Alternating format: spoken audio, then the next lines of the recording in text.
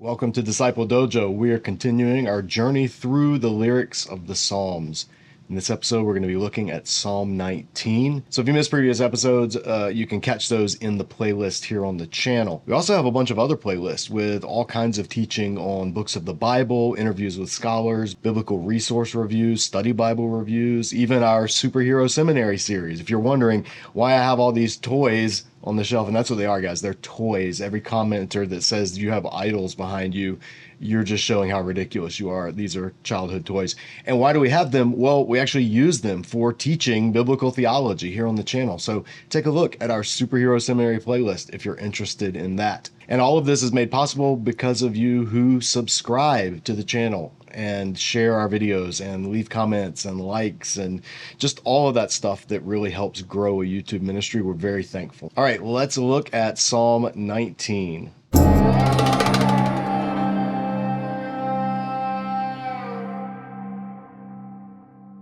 Now, this was actually one of C.S. Lewis's favorite psalms. Some people have said this is originally these were different psalms combined together, and the three parts of the psalm do read differently from each other, but that's no argument against separate authorship. That just means the psalm is doing something, moving through stages, and we'll look at that as we go.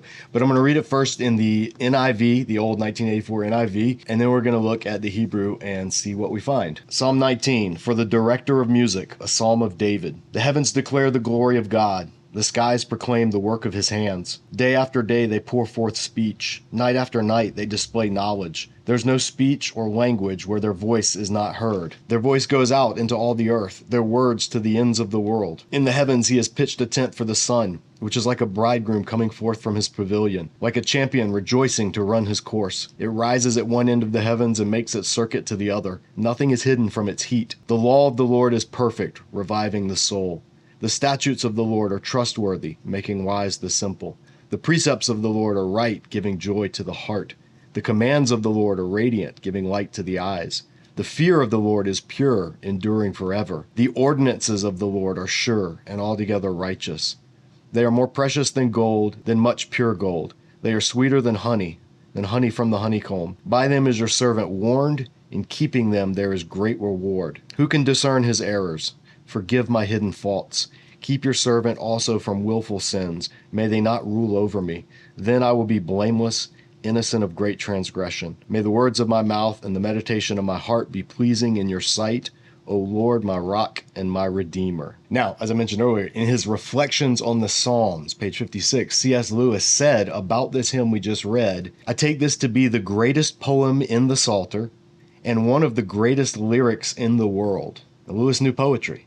He was an expert in poetry. And so for him to say that carries great weight. But what's so amazing about Psalm 19? Well, structurally, it's interesting. Theologically, it's interesting. And in terms of how it sits within the ancient Near East, it's also very interesting. And that's what we're going to look at. Now, there are some parallels to this psalm from the ancient Near East. And in Zondervan's illustrated Bible background commentary on the Old Testament, they note a few of them. For example, here is an Egyptian hymn to the sun god, the primary god of Egypt. Listen to the similar imagery to Psalm 19. Hail to you, Re, or Ra, same God, perfect each day, who rises at dawn without failing. Fine gold does not match your splendor. When you cross the sky, all faces see you. In a brief day, you race a course. It's very similar to what we're going to hear in Psalm 19. Likewise, a Mesopotamian hymn. This one's to Shamash, with a Mesopotamian sun god, sort of Re's Mesopotamian counterpart. It says, you cross regularly through the heavens. Every day you traverse the vast earth. And then, Mesopotamian texts also portray the sun god retreating to his chamber each night to be with his bridal consort Aya. It says, Shamash has betaken himself to his chamber. And so here you can actually see this is the sun. This is the sun god, and he's in his heavenly barge. And these winged creatures are pushing him across. And that's what the ancients believed. The sun traveled across from one side of the heavens to the other end of the heavens. And then at night went underground or went somewhere. And the next day came out again from his heavenly tent to ride across the skies, to run his course. And then in his commentary, in the New International Commentary on the Old Testament, Rolf Jacobson notes this same phenomenon. He also mentions a Sumerian hymn, which calls the god the hero who goes out. And that the Hebrew word for this, that's usually translated hero, is going to be found in Psalm 19. Sometimes it's translated as like strong man or warrior, or like the NIV, a champion. And so why would a psalmist use some of this pagan imagery? Well, we've seen this before. We've seen this all the way back to Genesis 1. This is, as we've talked about many times here on the channel, polemical theology. This is taking the concepts from the ancient pagan sources and refurbishing them to speak something against them and to show that Yahweh is actually very different, but still using the same thought categories. If this interests you and you want to see more, check out our Backgrounds of the Bible playlist here on the channel. We have a number of episodes that get all into that. Episodes about Eden and creation, the Genesis days, episodes about the Sinai background, our episode about idols. Polemical theology is frequent in Scripture, and it's just something that, unfortunately, not enough Christians are even aware of. And so it's important to know that the psalmist, he's not just parroting ancient worldviews, he's actually transforming them and using them for rhetorical purposes. Jacobson goes on to say, the poet employs this familiar imagery in order to continue the polemic against creation worship, especially worship of the sun. This psalm stresses that the sun is not a god, but something created by God. It is God who set it in the heavens. The sun runs the circuit that God has appointed it. The sun is said to rejoice. This verb often refers to the songs of praise directed to God. In this case, it's an allusion to the praise that creation gives to its creator. And why so much imagery about the sun in this psalm, in a psalm that's seemingly about the Torah and about God's justice and his judgments? Jacobson goes on to note, of particular importance for understanding Psalm 19 is the ancient concept of the sun as the God of justice. So whether it was Ra, whether it was Shamash, the sun gods of the ancient pantheons were usually the gods that somehow were involved with judging, with bringing rightness, with justice. And just as the sun's rays go everywhere, the sun covers everything, the sun is visible from everywhere, that's what you want justice to be as well. That's what you want a judge to be. You want a judge to be able to see everything, that nothing escapes his notice. So there's a reason that the sun god in particular is associated with judgment and justice in the ancient world. And that's also one of the reasons why this psalm, the idea that this is 2 or maybe 3 psalms sort of stuck together, isn't as convincing as some would lead you to believe. And Lewis, when C.S. Lewis was analyzing this psalm, here's one of his comments on it. This is from the Bible Speaks Today commentary on Psalms. Lewis said, first he thinks of the sky, then he thinks of the sun, finally of its heat. Not, of course, the mild heats of our climate, and he's writing from Britain, but the cloudless, blinding, tyrannous rays hammering the hills, searching every cranny. Then at once, in verse 7, he's talking of something else, which hardly seems to him something else because it's so like the all-piercing, all-detecting sunshine. And so this psalm has a cohesiveness and a logic to it that is hard to explain if it were different things assembled together, but pretty easy to explain if it's the product of one mind writing an artistic song. And so with some of that in mind in terms of background and structure and the purpose of the psalm, let's actually look at it. And we're going to look at it in Hebrew. And there are a few interesting translation choices that are made. And there's also some structural stuff. And I'll try to show it in color on this version here that I've put together. So it begins, Lemnatseach Mizmor le David. We've seen this before, for the Mnatseach, the director toward the end, as the LXX puts it. Don't know what it means, so I'm just leaving it transliterated. Mizmor, a song, la David, for David, to David, of David, by David, doesn't matter to me. It's Davidic. And then right at the beginning, we have a chiasm, a small but very neat chiasm, and I've put it in color here so you can see. Hashemayim misparim kavod el, literally, the heavens recounting, or this is from the verb safar, which means to count or to number, but it also can mean to like recount or to tell someone something. So I just use recount because it keeps that shade of meaning having to do with count or calculating in mind. So the heavens, Hashemayim, and that means the sky, the heavens, heaven where God is, but we're going to see contextually that it's referring to what we would call the sky, possibly the universe, where the planets and the stars are. Hashemayim, the heavens, recounting Kavod el, glory of God. And this is the generic word el. It just means God, divine, deity. And then so you see A, B, C. I've put them color coded so that you can see how they unfold in exact opposite order in the next line. Umaaseh yadal, and work of his hands. Magid, making known. Harakia, the firmament, the expansive dome, as I translate it in Genesis, the rakia. If you want to know more on this, see our video here where we've done a deep dive on what is the rakia. I wrote an article for Logos about it as well. I'll link that in the video description. This term rakia is one of the few places in scripture where this term is found. But here we have the exact opposite order, C, B, A. So this is a nice little chiasm that shows the poetry of just one verse. The heavens, recounting glory of God, and work of his hands, making known the rakia.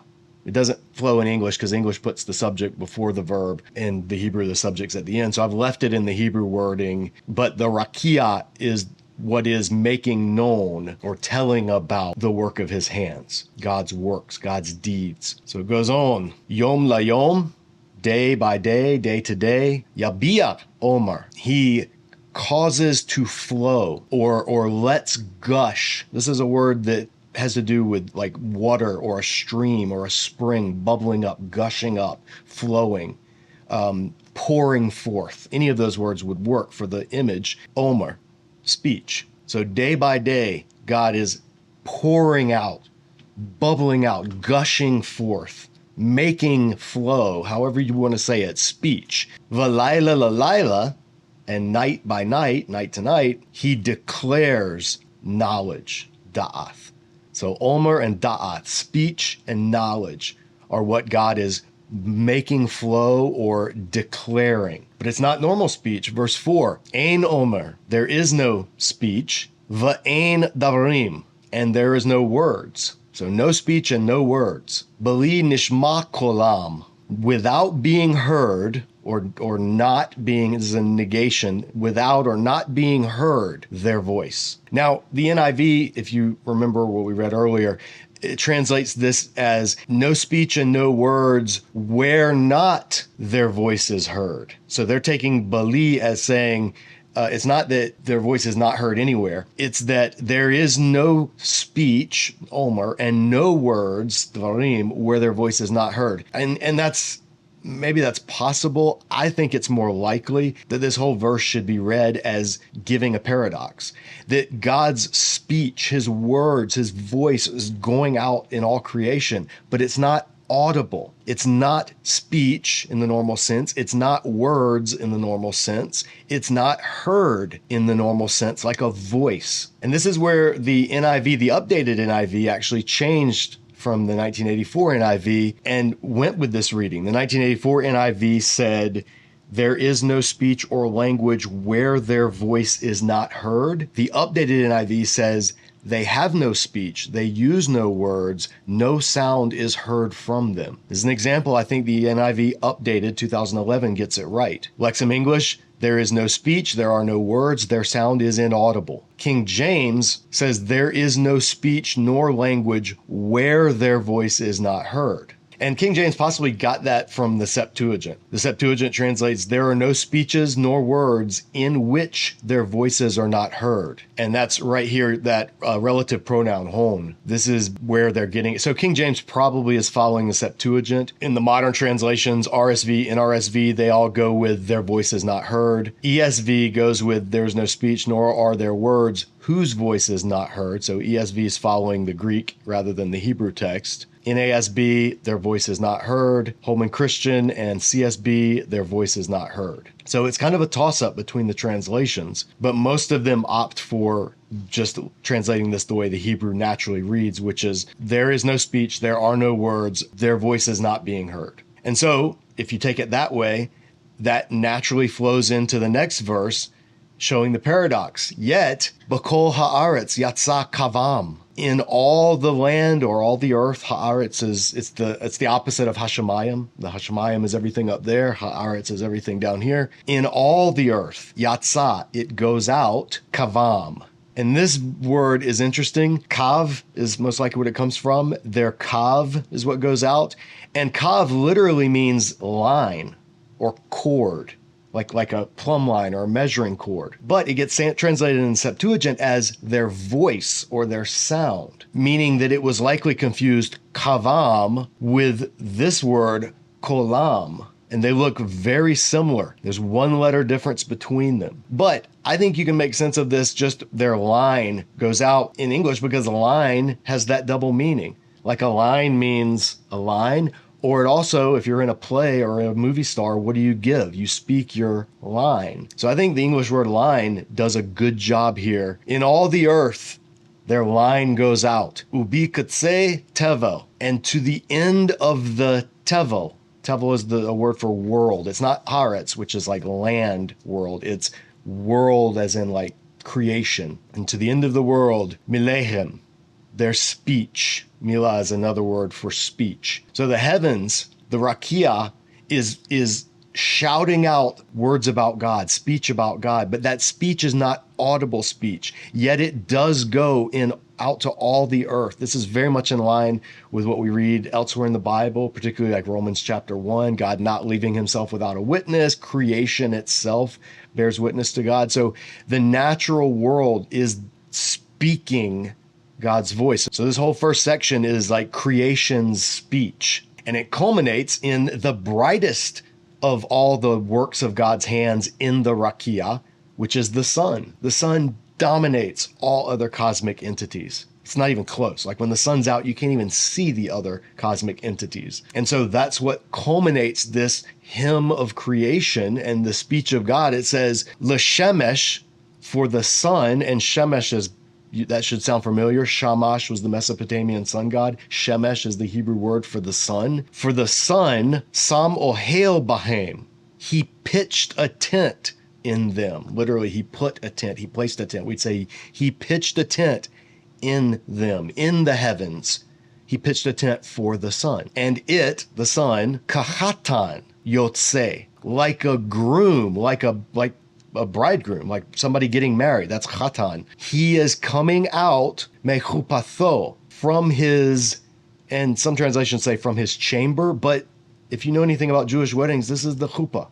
He's like a groom coming out of the chuppah, the wedding chamber. And whether that's talking about the chamber, the chuppah, in which the groom gets prepared to then go out and go get his bride, or whether it's talking about the wedding chamber where the groom brings his bride and he's coming out the next day. Either way, he's got a smile on his face. And that's the imagery here.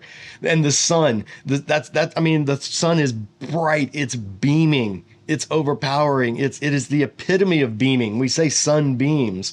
So the imagery fits well in English too. The sun is bright, the sun is radiant, like a groom coming out of the chamber, either before or after their wedding night. Either way, they're happy. He rejoices, kagibur larutz orach, like a champion, like a strong man, like a hero. That's what this word gibur means. This is similar to those Sumerian hymns that were mentioned earlier. To run a course. Again, language taken from the wider ancient Near East. Like a champion, a mighty one, a hero who's ready to run a course. This could be talking about a foot race. This would be talking about a military battle, like running to battle. A champion, somebody who's fierce. That could also describe the sun. So two images personifying the sun, not deifying the sun. And that's important. The sun is not deified in this. The sun is personified in this. The sun is not master. The sun is brother. Next verse, Mikatse Hashemayim, from the end of the heavens, motzo, it's going forth. This is the participle from yatsa, going out, going forth, exiting. From the end of the heavens is its going out. This would be where it rises in the morning, and its circuit and its path, al-katzotham, to their ends, to their extremities, to their edges. So it rises, comes out at one place in the heavens, and then its path is to the extremities of the heavens. And then the last line, va'ein nistar, and there is nothing hidden. This comes from the verb sathar, to hide, to conceal. Nothing is hidden, nothing is concealed from its heat. And hamath could also be anger or heat. Both of those can translate this word. And that's a perfectly fitting double entendre because the sun's heat is also an image of God's anger. That's why we say things like so-and-so burned with anger. So all of this reflection about the heavens and then specifically the sun and then culminating with nothing is hidden from the heat of the sun naturally then leads the psalmist to think about God's law. And he uses 6 terms to collectively describe what we would call God's law, God's ordinances. He begins, Torah Adonai, the Torah of Yahweh. Tamima is perfect. Tamim. I've just left it untranslated because tamim is one of those we don't have a great English equivalent all the time. Whole, complete, having integrity. It's tamim. I don't really know a good English word for it, so I'm leaving it. But the Torah of the Lord is tamim. Masivath nafesh. Returning. This is from the verb shuv, to turn, or to restore. Returning, restoring nafesh. Nefesh is soul or life. It literally means throat. But the Torah of God is complete. Tamim, returning life. You know, the prophets are always telling Israel later in Israel's history, return, shuv, shuv, return to the Lord. Teshuvah is to mean an act of repentance, returning to Torah. And so this fits right in with the purpose of Torah. It's to get people their life, their soul, return to the Lord with all your life. Eduth Adonai, ne'amanah, the witness of Yahweh, or testimony. Eduth, this would be like something that you give testimony in a court, like a witness. It's trustworthy. Like you don't have to worry that you're dealing with a false witness when you're dealing with God's Torah. It's trustworthy. Machkimath, that's a fun Hebrew word. Machkimath, making wise. This is from chokam. Chokhmah means wisdom. Apethi, a naive, inexperienced. I think the Septuagint goes with a child or a youth. I think youth captures it. It's making wise a young, inexperienced one. Pikudei Adonai Yasharim, the regulations or sometimes the statutes or ordinances. Statutes and ordinances are kind of, people don't always know what those mean. I think we understand what regulations means. This is kind of bureaucratic or legal terminology. The regulations of Yahweh are upright. They're not crooked. They're not deceitful. They're not wicked. They're righteous. Masamche lev, making joyful. This is the verb samach, to rejoice. Literally making rejoice. Lev, heart. These regulations don't really make people's heart happy. Right? Like if you've dealt with bureaucracy is one of the most demonic evils in this world. Like there's a reason Screwtape Letters has Satan as cast in the role of a bureaucrat, because there's nothing more demonic at times than bureaucracy. I could rattle off 5 to 10 different examples right now in the current news cycle of utterly evil or inept bureaucracy that makes my heart burn with anger. But the Pikudei Yahweh, the regulations of Yahweh, they don't do that. They actually make the psalmist's heart rejoice. Mitzvath Adonai, bara, the commandments, mitzvah, it's a mitzvah, a commandment. The commandments of Adonai, of the Lord, are pure. And this bara, pure, could also be like bright or radiant, just super clean, you might say. And why would you say that? Because of the next phrase, ma'irath einayim, giving light, making shine eyes, brightening the eyes. And this is a figure of speech in Hebrew for being happy, for cheering someone up, we might say. Yirath Adonai, tahorah, the fear of the Lord is clean. Tahor, this is from the Levitical words for purity, clean versus unclean in Leviticus. Tahor versus tameh, tahor, clean, pure. And because of that, omedeth la'av, standing, participle for amad. They are standing forever. Mishpatei Adonai emeth, the judgments, the rulings, the judicial pronouncements of the Lord are true. Tzadku yakdao, justifying or making right, declaring to be in the right. This is judicial language that later gets picked up in religious terminology and then later in theology. Justifying, to be made righteous, meant to receive a right verdict. Justifying altogether, yakdao, completely. When God issues a judgment, there is no higher court to appeal.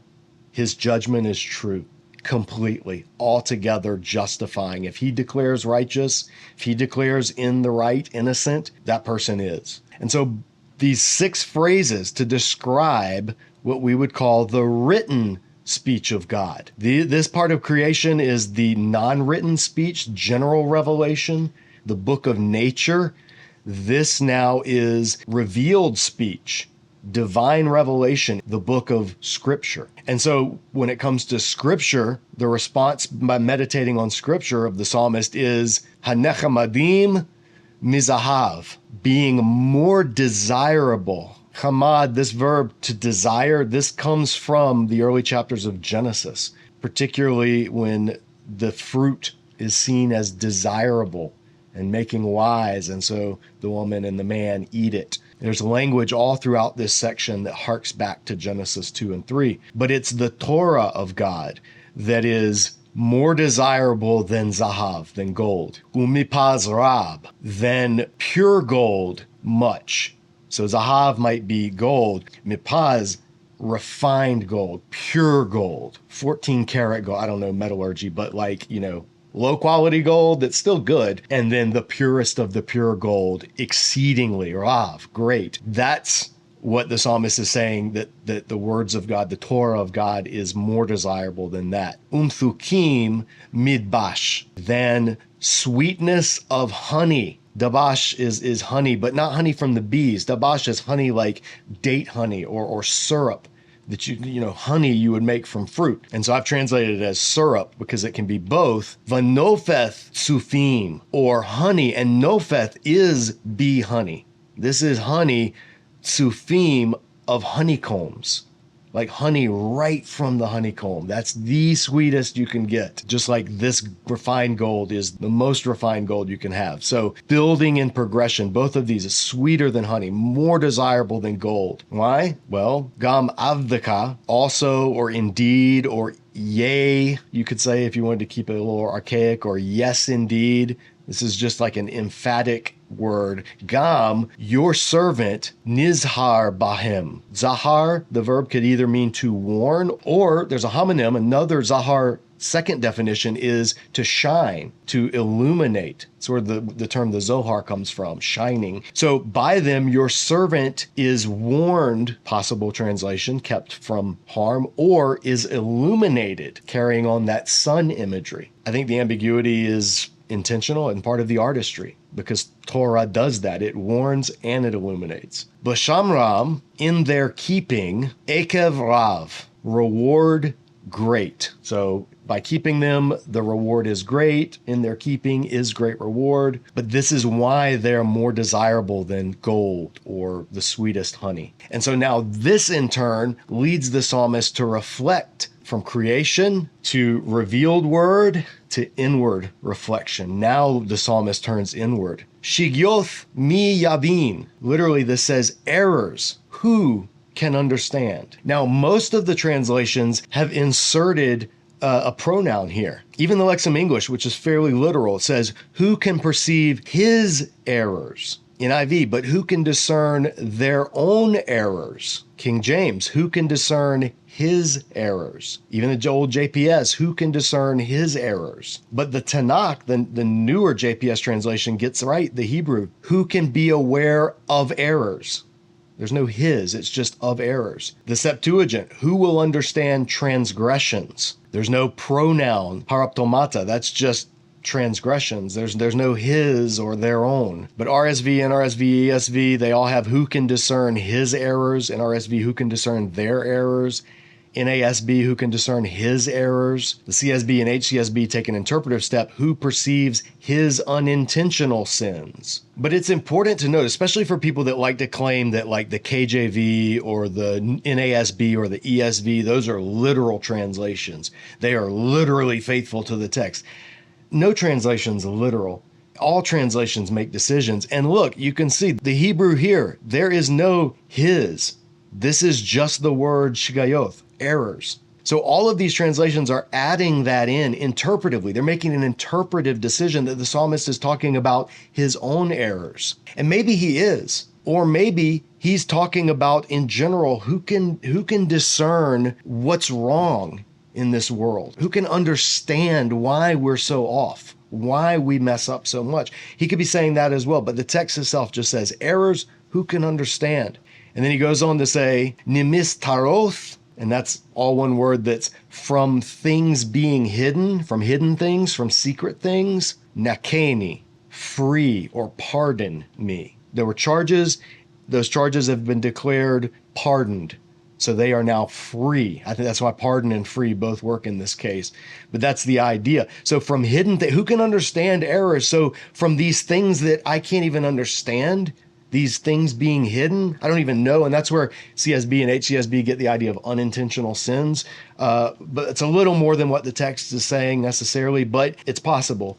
The psalmist is just crying out, I see the heavens, I see the sun, I see your Torah. When I look at me, I can't even understand all the errors. So free me from those things that are hidden, from those things that are undiscerned, whether it's my own sin, whether it's things in the world that I don't understand, whatever he's talking about, he's just crying out to God. And also, gam, also, or verily, or yea, or indeed, mizedim, chashok avadeka, from proud ones, from haughty ones, whether these are people or whether he's talking about sins. You could either take this as from prideful people, from haughty people, or you could take it as from intentional, like sin done with an uplifted hand, so to speak, like intentional sins. It just depends on if he's talking about people or if he's talking about errors or whatever. Keep away or keep hidden your servant. Al yimshalu bi. Let them not rule over me. Literally, not they will rule over me. But this is most likely Joseph. Let them not rule over me. Az etam. Then I will be tam. And this is the word for tamim, shortened form, tam, etam. Then I will be tamim. Just like the Torah of Yahweh. Vaniketi, free, it's this word, nikeni, vaniketi, same word, I will be freed or pardoned, mi pesha rav, from transgression great. And pesha, this is one of the three Hebrew words for sin. There's chata, which is the normal word for sin. There's pesha, which is like kind of transgressing boundaries. And then there's avon, which is iniquity, like just barreling headlong into evil. But through the Torah, even though the psalmist cannot understand errors and the things hidden, possibly even within his own self, he just knows enough to cry out to God to keep him away from haughty ones. Don't let them rule over him. And this is possibly allusion to when God says, sin is crouching at your door, its desires for you, you must rule over it. So possibly, because there's some question about that translation, but if that's what it is, then this may be hearkening back again to Genesis and saying, don't let it rule over me. And if all that happens, then I will be tamim, and my peshach rav, my great transgression, will be pardoned. And then he ends the verse, Yeyu lo ratzon, they will be favorable, or this also could be adjusted, let them be favorable. Imre pi, the speech, the words, the sayings of my mouth. And this harkens back to the beginning verses where the speech, the omer of creation goes out. And so the psalmist then is now reflecting, let the omer of my mouth be favorable. V'hegyon livi. Literally this is, and the muttering, the murmuring, it's the word for to read out loud or to pray out loud or to kind of speak under your breath. This is prayer language, what you would pray to God. It's like when Hannah was at the temple and she was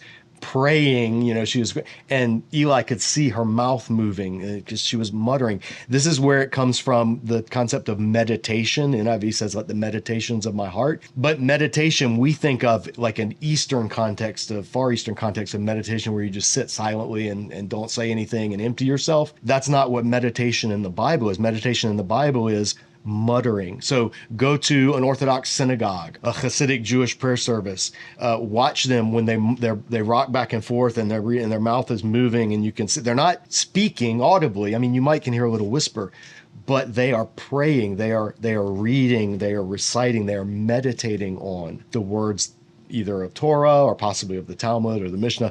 That's what is going on here. So that's why I translate it as the muttering of my heart, because that brings out the meaning better, I think, than the meditation of my heart, which this makes us think of like yoga or something. So the muttering of my heart, the panecha, before your face, or in your presence, but literally to your face. Adonai Tsuri v'go'eli, my rock. And Tsur, we've seen this in the last psalm where David cried out to God, my rock. And this is the first time we're going to see this word in the Psalms, but this should be familiar to readers of like Ruth or the Torah, where it talks about the Goel, the Redeemer. The Goel was the one in the family who was in charge of seeing that justice was served, that the wicked were punished, and that recompense was made. That was the role of the Goel, the Redeemer. And so God is now being addressed as the family of the psalmist, the Goel, the one who will redeem the psalmist. So it ends with an extremely personal, introspective look, even though the psalm began literally at the heights of the heavens. And so this, again, gives light to why the psalm starts by using generic term for God, just the word El, and then it moves to his covenant name, Yahweh, and then it ends with these last two words of the psalm, personal titles that show a personal relationship. So Rolf Jacobson in his commentary talks about this, and I'll end with how he puts it. He says, in the first half, where nature's voice is described, God is called only El, the generic reference to God. In the second half, where the Torah's words are described, the proper name Yahweh is used. Perhaps the point is that one can know a God vaguely, impersonally through nature, but to know God personally, then the direct revelation of the word is required. Just imagine, after all, what kind of God Israel would have worshipped if all they knew of God they had had to deduce from earthquakes and floods, predators and prey, sun, rain, and seasons. In creation, the Creator comes to us hidden, wearing nature as a mask. In the Word, the Lord, Yahweh, comes to us personally. Here we meet a God who is gracious and merciful, slow to anger, abounding in steadfast love, showing faithfulness to the 1,000th generation. And then I would add to this from the prologue of John's Gospel, ultimately that Word became flesh and dwelled among us. So this continued downward movement of intimacy into personal relationship that Psalm 19 first unfolds, the gospel builds upon and takes it to an even greater degree. So C.S. Lewis was right. Psalm 19 is one of the mountaintops of the book, I think. Just the artistry to pack so much into, it's only in English 14 verses, in Hebrew 15. That's incredible. To pack that much theological depth, anthropological reflection, cosmological reflection, self-awareness, a combination of piety and then unworthiness in the face of it. It's just, Psalm 19 is one of those jewels that you can keep turning and keep seeing different things every time you do. So I recommend spend time in it. Let Psalm 19, that should be one that you are off the cuff familiar with. A lot of these Psalm numbers kind of run together, but Psalm 19 should be one immediately you're like, I know that Psalm. I know which one that one is. But that'll do it for now. Hopefully this was helpful. Stay tuned. We're going to continue journeying through the Psalms at a leisurely pace. I don't know when the next video will come out. It'll depend on how long it takes me to translate, study, and prepare the next Psalm. But we'll get there when we get there. In the meantime, we've got plenty of other stuff here at Disciple Dojo. If you appreciate any of it, and this ministry in particular, and you want to help us, we'd love for you, if you haven't, to hit that subscribe button and let other people know about Disciple Dojo. That really helps us out. All right, that'll do it for now. We'll see you next time back here at Disciple Dojo. As always, keep training.